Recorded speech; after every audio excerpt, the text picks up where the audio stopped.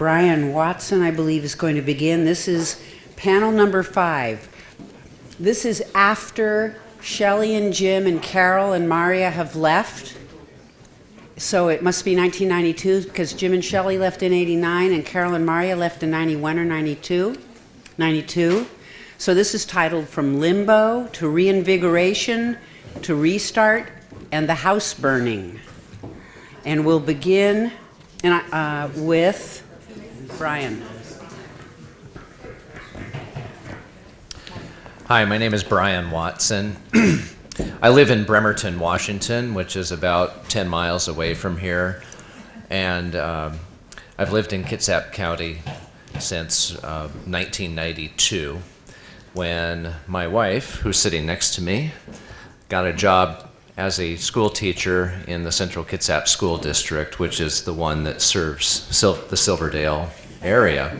And as a proud art major, I went where the shelter and the food was. So I followed my wife to Kitsap County.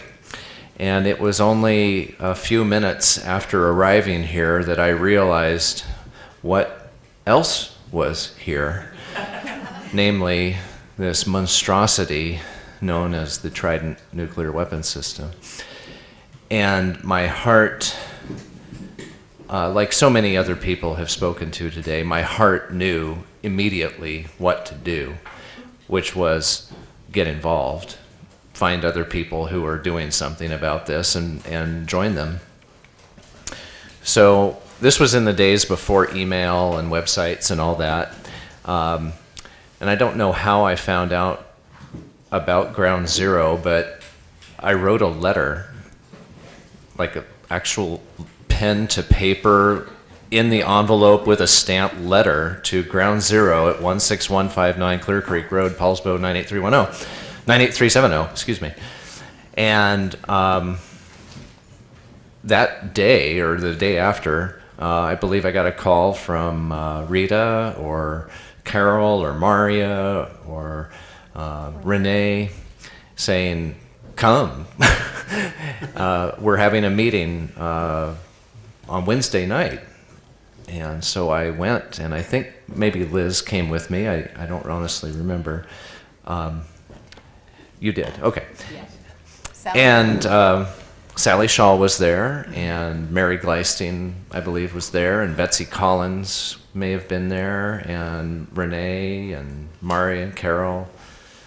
Rita may have been there. Anyway, I came with all this youthful enthusiasm of a 22-year-old and just ready to,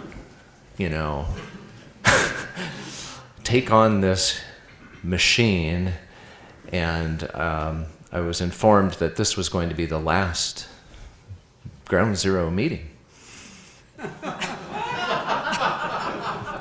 And so that's kind of how it started and for us. And fortunately, 25 years later, we're still here. We're all still here. But at that time, a lot of people had left. This was after the Cold War had largely dissipated, or at least most people thought it had dissipated. The Soviet Union had broken up, was no more. Bill Clinton was on the ascendancy, and things were looking pretty good as far as disarmament goes. And I think collectively, a lot of people just sighed a big, huge sigh of relief and went to other things, which is totally fair. I'm one of those people now because I don't come to a lot of Ground Zero things anymore myself. Why? Was Catherine, was that you? Oh. Yes. That was my daughter. Why? Anyway. So I'd like to just put a shout out to. Boy, that's annoying. I'd like to put a shout out and some recognition to the people who were part of the Ground Zero community at that time when things were really in flux and we didn't have a lot of direction.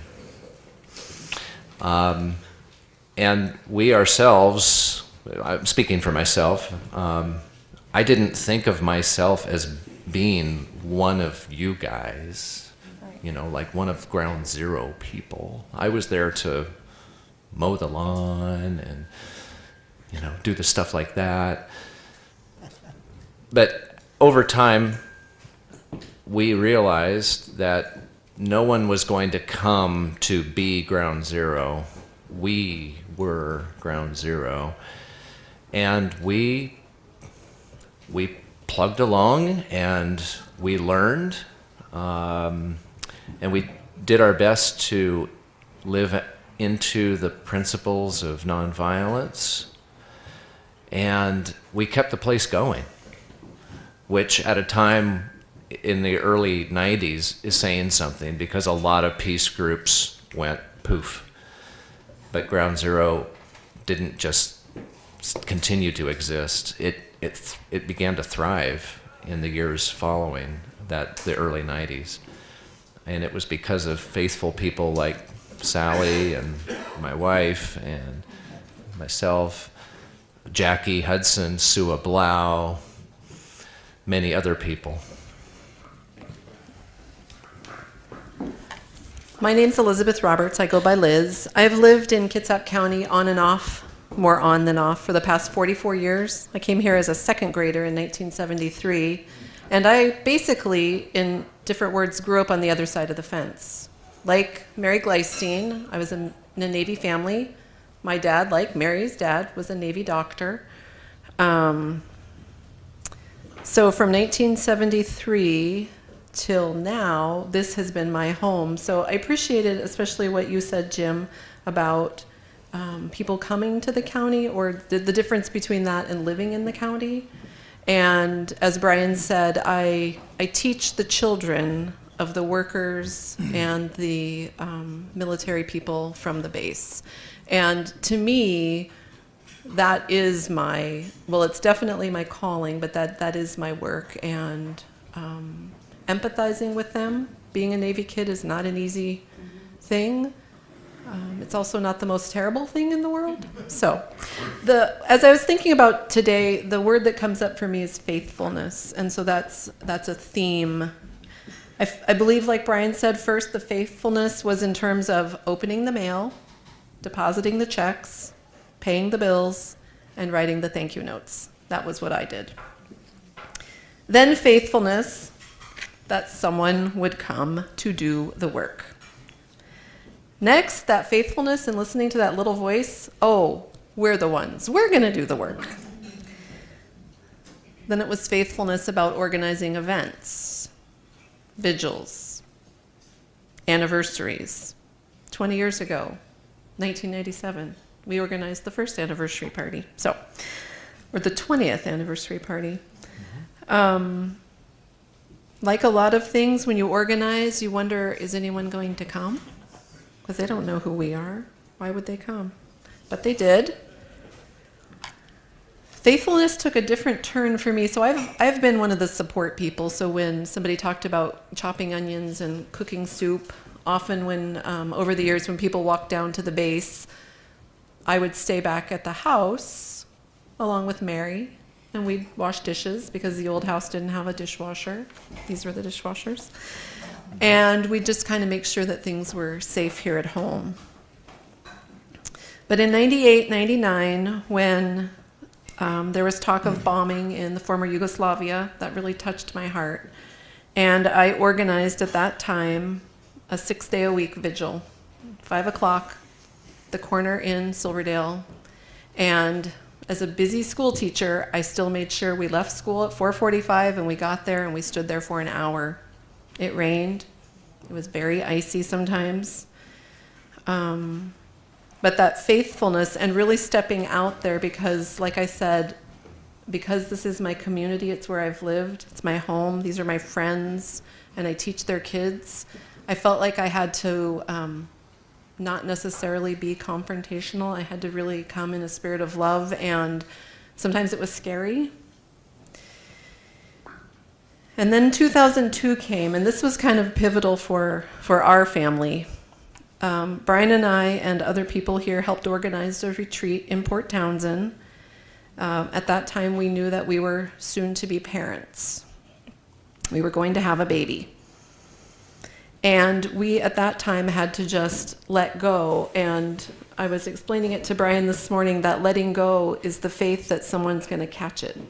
And someone did. So the two people that really caught it for us were Ann and David Hall.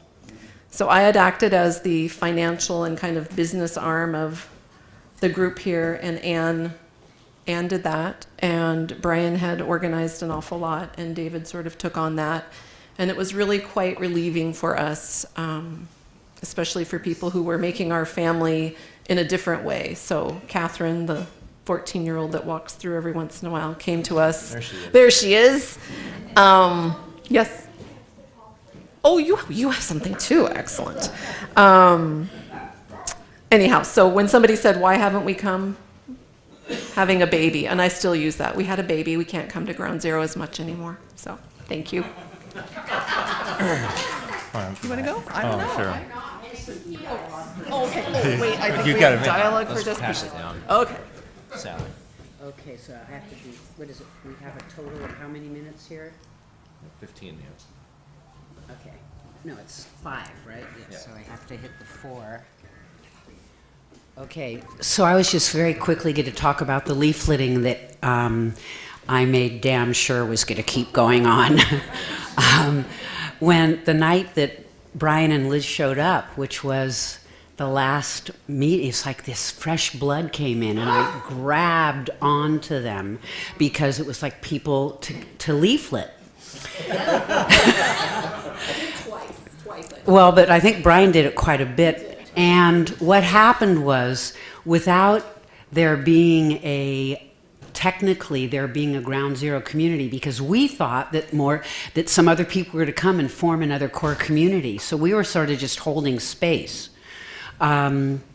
So we didn't feel that we could leaflet under the name of Ground Zero. So through process with Catholic worker folks in Tacoma, and the three of us, I think that was basically it, I forget, we created a group called Dialogue for a Just Peace, and continued with our weekly leafleting at the Navy Yard. This was all Bremerton, not at Bangor. No, it was at Bangor. Oh, we did Bangor too? Oh, yeah. Okay, see, it's good to have people have your back on your memory. So we did that too? Absolutely. Okay. All right, so every week, both places. And we did that for quite a few years until the community was reestablished. But I just wanted to let you know, because Jim says I have leafletter's disease, and I still do. And we continued the leafleting and all that. Thank you. And actually, it was during that time, that's right, that one of the men I leafleted I ended up falling in love with and marrying, so that was good too. That was a good leaflet. Tell where he came from. That must have been a good leaflet. Oh, that's right, it was in 86 at that time. Sorry, wrong.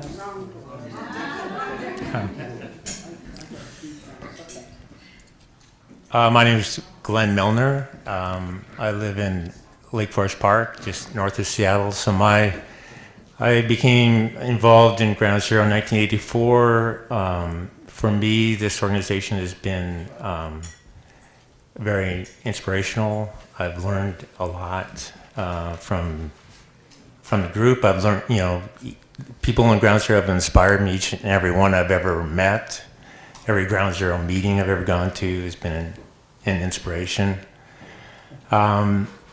I was one of the, Gene Clark mentioned holding the photo of Daniel, and I was talking to Carol just a couple days ago. I said, if I remember right, I was standing right here. I was walking down the hallway, and I was standing right here, and I turned my back, and I saw this woman holding that sign. And it was at that point, I think it was 1983, I said, well, I'm not there. I actually did work with Armistice, some work with Armistice. And so I was eventually linked up in '84 with Ground Zero. My involvement with Ground Zero was kind of because I lived a ways away and I didn't really have the time to travel a lot, so I was kind of in a relationship of, kind of research. I learned to track the trains, for part of the time. After '91, during that period of limbo, we actually tried to establish an East Coast tracks campaign. There were some people who did it. And the person that comes to mind is Ann Sorensen. There was this woman who in Indiana would go out. You'd tell her when the train's coming. She would, successfully talk to the media. But she's largely by herself. I mean, it's something I could can relate to, going out in the middle of a rail yard in the middle of the night with a sign. And that's what she did. There were people that did that. Another period, actually, I don't think I've ever told you this before, but another time period that was a very inspirational event to me was when Brian and Nord? Yeah. North Druid. Yeah, I went on the base in '97, and I think I knew they were going to do that, but like a lot of things we do that seem kind of pathetic sometimes. It seems like there's really not a lot that can really logically come out of this, but it was so pure, and really that's the statement from Jean. It was such a pure statement for her to say, "I'm here for Daniel's. I'm here for this child's life." It's so pure, and I really felt Brian's statement and the way he did it was such a pure event. Very inspiring. One thing we did during that time, which I thought was pretty good. We had a D5 campaign. We figured out that they had the D5 missile at Kings Bay, and they always talked about upgrading at Bangor. And we kind of could figure it out. I mean, we got some information that there was expenditures, discussion, and the Navy during that time period was silent about it. There was really no one really knew. But we started declaring it. We started declaring that the D5's coming to Bangor. We have to stop it. And we reached the point where we were the only voice in this community, and it got so we were defining Trident in the late '90s, early 2000. So I think in that regard, that was a pretty successful campaign. We also had an environmental lawsuit during that time. A lot of good things came out of that trash campaign, or that, not trash campaign, but the campaign of the D5 coming, and the education and the actions. We had a lot of demonstrations. And so that's about it. Mostly I'm very grateful to this organization. I learned a lot. I've actually learned quite a bit from the Navy. It's taught me quite a bit. Coast Guard's taught me quite a bit. But this organization has always been an inspiration to me.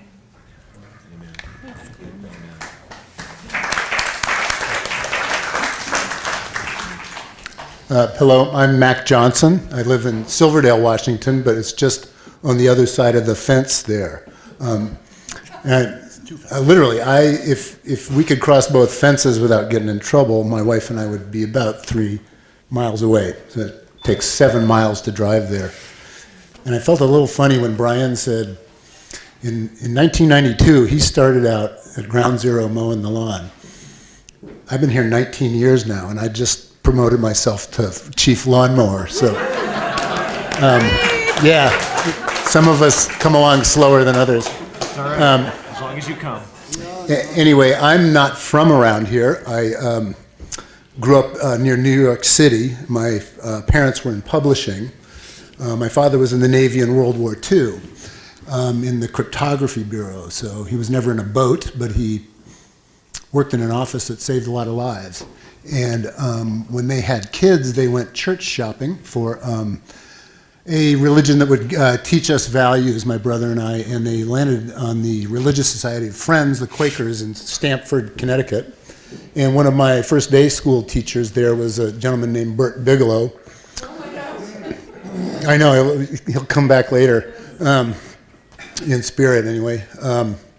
But he was our Sunday school teacher, and he would go away from time to time, you know, and we would hear later from our parents or some other adult that he had been down riding buses in the South, or that he had been to jail for protesting. And I don't really remember him talking to us in any facts, but I remember his presence in Sunday school. And so I guess, you know, when my brother and I were 6-year-old kids, we were getting taught in a class of 4 people by this dude who had spent years and months doing all this stuff, you know, that we have all in a way followed in the footsteps of. The Golden Rule was the boat in 1958 that sailed into the atomic test site, didn't get anywhere near there, but, you know, we've all heard of it.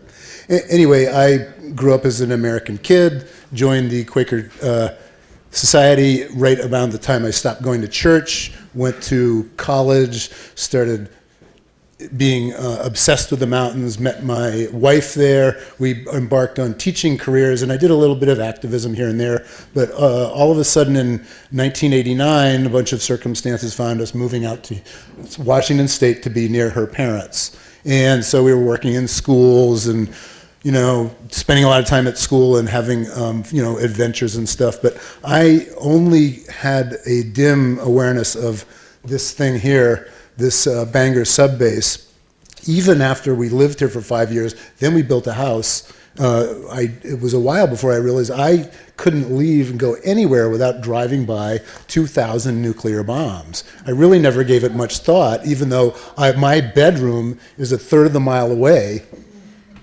Well, you know, hey, does it matter? What does it matter if you're a third of a mile away or 5 miles away? But I didn't make the connection between my life and where I lived until 1998, and I was teaching at North Mason High School, and a nuclear test by Pakistan was announced. Then it was big news on the, you know, TV and radio then, and then it went away in about a week, and I thought, people should pay more attention to this. And so I thought, I got to get a guest speaker here. I don't know anything about this. I've known all my life it's wrong. Why doesn't anybody know about this in this Navy town? So I looked up Ground Zero, Center for Nonviolent Action, in the yellow pages. Oh, yeah. And I called and left a message, and then in a day or two, I got a call from Brian. And then within a month, he was speaking in my classroom with a slideshow. And in order to meet what I thought was a district-wide policy of controversial issues being tackled, right, I called the base and said, could you give anybody to us to speak on the Navy's point of view in nuclear weapons? And then a couple months later, I had the base commander in my classroom. He spoke once, and they arranged volunteers for that. So anyway, that was my first time doing that. And then 3 months later, it was summer, we were on a camping trip, and I thought, I should go back to Ground Zero. I hear they do something around August 9th, which I knew was Hiroshima. So I show up here. I drove in here at 9 o'clock in the morning from the Olympics. 3 hours later, I was in the nose cone with these guys. We went through the first one of the trial in quite a while. We were acquitted, and I've stayed active more and more less continuously ever since. I've avoided leadership positions till my teaching career was over. Now I'm more active on the Stewardship Council. I trim blackberries as well as get detained in the roadway a few times a year. And I guess my life's work found me here when I came out here without having any idea that this is where it was. Yeah. Yeah.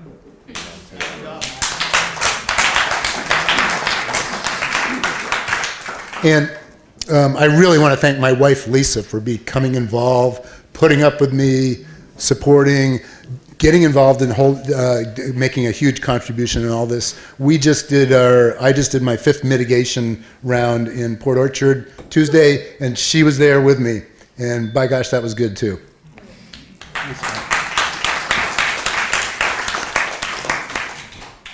I'm Bernie Meyer, and I began with this issue of nuclear weapons in Colorado. I lived there from 93 to end of 97, and I got involved with the Rocky Flats Action Group. Rocky Flats is where they produced the nuclear trigger outside of Denver, and it started during that 5 years I was there. And since then, they've closed down Rocky Flats. So it's quite a story there. I moved here at the beginning of '78 to work for the Archdiocese of Seattle, and particularly Archbishop Hunthausen, because I read about him, and I was hired to work with the Justice and Peace Office. I have 3 points I'd like to make in terms of the re-imaging and coming out of, from limbo. We're calling this limbo? Okay. As soon as I came to Seattle and moved to Seattle, and I learned about the starts of Ground Zero Pacific Life Community, and I immediately got involved in a supportive way. I had 3 kids and a sick wife, and so I could only take part in demonstrations, and we walked with thousands, and Archbishop Hunthausen walked with my 2-year-old daughter for miles to lock the gates. So it's kind of my introduction, and for the next number of years, that was my contribution to this trident effort. Well, my kids were raised in 1995. I said it's time for me to do more. And I was not really aware of what Brian described. And what did I do? I was assuming we had an intentional, tight community here that was really committed intentionally to nonviolence, etc. So I wrote a proposal about community and nonviolence and why I should be admitted to this community. And I went to the meeting at the old house, and about 4 or 5 people were there, maybe 6. And I read my proposal, and I think I surprised the hell out of everybody. A couple of people said, "Is that what we're about?" So anyway, I got involved, and we met bi-weekly from then on until the Stewardship Council was formed later on. And in 1997, I wrote a proposal, initial outline in search of community, or community of conservative misfits. Where I got that from was John Nelson, Reverend John Nelson, a Lutheran pastor from Seattle, very active in the campaigns, said, "We're conservatives. We are conservatives." And by that he meant we're trying to conserve life. And we're fighting to conserve life. So that struck me, and I added the word misfits to it. Well, this proposal, I don't think, went too far, but maybe the Stewardship Council would like to consider whether were conservative misfits. Anyway, to me, the history comes out of what Jim and Shelley and others described of the early days as tight commitment and to nonviolence. And that really is part of me. And how do we involve? What are we involved with? And the Stewardship Council is there. I got 1 minute. Okay, what am I going to do? We had a tremendous trial in 1999, the D59. We blocked the gate. Yeah, 4 of us are out here. And I wish I could tell the story. Bangor 8 defendants found not guilty. The Herald, the North Kitsap Herald, a young journalist named Jeff Shaw, wrote that article, and he says treaties were critical to the jury. I wish I had time to tell why, but I don't. Got 30 seconds left. I thought it was great to be found innocent. But I didn't think it was that big a deal. Here we are in Kitsap County. It's only a state district court. But I talked to John Nelson, who is very active with, he's a lawyer, John Burroughs, I'm sorry. He's with the Lawyers Committee for Nuclear Policy, and he helped over the years in many capacities, but the UN coming up with this recent treaty to abolish nuclear weapons. And he said, your trial was very significant. And I said, holy cow. He said, that's the best we have. So I want to make that point about hanging in there. And and the meaning of things we don't appreciate, and I probably still don't appreciate. So I think that's it. I think that's all I want to say. I'd like to say a lot more about these things, but thank you. Thank you. And when we're after dinner, we can hear a little more about that trial. And yes? Can we take time to hear from Brian and his daughter for a moment? Please come to the front and center. Sure. And the one thing that wasn't said, first Catherine, and then sure. Oh, you can do that. You can do that. First, I'm giving this to my mother. Okay. I'm not standing around holding it. Okay. There we go, Daddy. Okay. Take the mic. Hi. I suppose I don't know how long my parents have been bringing me out here, but well, that was the answer then. I think one of my distinct ground zero memories is of sitting in our blue tent with the rain fly up by the pine tree out there, coloring, and listening to, I want to say I was using my mom's tape player to listen to some book while it was pouring rain, because you guys were having a meeting in here and I found it extremely boring. I want to say I was about 7. I suppose we've I enjoy coming out. I've seem to find that people here know me and I don't know them, but I think that's because my parents introduced me when I was yay big, and now I don't remember that. Catherine, how would you describe yourself in terms of nonviolence? Just one, sentence or 2 sentences? Or peace or morality? I mean, think about these things. I do. I don't know. Okay, thank you. Thank you. Thank you. Thank you very much.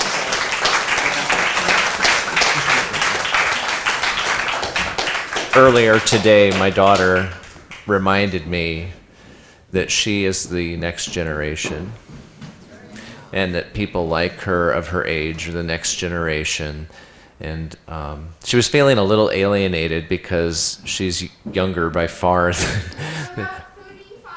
Oh, not quite. Anyway, she's pretty young compared to a lot of us. Anyway, and I think that's a good reminder that there are a lot of young people who are the next generation of activists, and they do care, and it's our job to raise them and educate them and get them involved. And I would like to take 2 minutes or so. I want somebody to talk about that you went to Port Townsend and did this retreat and came up with the Stewardship Council, right? Or how did that, I mean, I've maybe just said it. I just learned this. Do you want to talk about that for 2 or 3 minutes, but no longer than that? Because it was a major, it was the transition, the important transition to what we have. Yeah. I think that David Hall really is the one that kind of came up with this. And it was based on the fact that they didn't have the time, not that we did, but to be as full-time as we were. And they had to divide the work up and be really strategic about their energy. David still had a medical practice. Ann was still a pastor. I mean, so these people had day jobs, and then this was going to be, right, their second day job. And again, we were just thankful that when we let go, you all crossed your arms and held hands and caught it. I don't know what else to say. Oh. One thing that is interesting, the Stewardship Council, what we decided on in 2002 was a format that was actually based on a co-op preschool, and that was the whole issue. They'd have committees for carpooling and things like that, and it worked really well. I mean, the whole intention, as you say, is to split the load, and we realized you guys were carrying it, and that was the only way it was going to happen. The one thing that we did add to it was decisions by consensus, and we kind of evolved back and forth maybe exactly what that meant. I think it's pretty strict consensus now, which is in itself is almost a spiritual exercise to come together, and very powerful, I think. All right. So thank you very much.